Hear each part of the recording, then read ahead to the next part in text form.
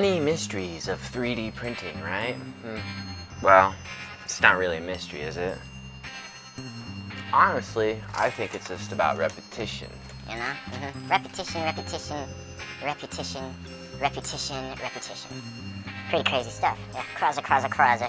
I'd say pretty crazy. Mistakes are gonna happen regardless. It doesn't matter. It just boom, boom, boom. Mistake. Just something that happens. 3D printing.